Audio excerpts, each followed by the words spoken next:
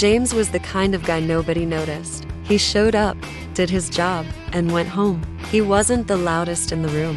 He wasn't the smartest, but he worked every single day.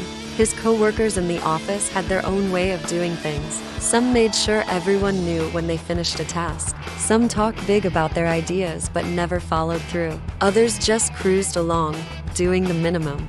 James never said much. He just worked.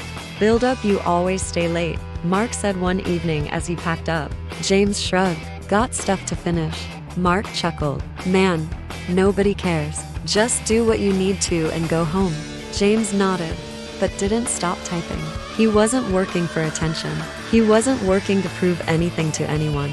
He just wanted to be better than he was yesterday. Every night, he stayed an hour later. He read reports nobody else touched. He practiced skills nobody asked for. While others gossiped in the break room, he learned. When promotions came up, people argued over who deserved it. James' name never came up. He didn't mind. He wasn't chasing titles. He was building something. Clever plot on day, a big opportunity opened. A senior manager left suddenly. The boss needed someone to step in fast.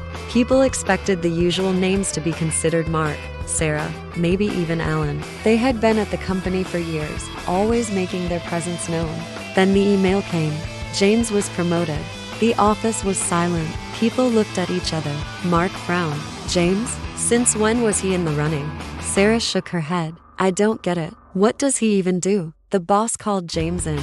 "You've been preparing for this, haven't you?" James just nodded. "You never made a fuss. But I saw the late hours. I saw the extra effort. You're ready."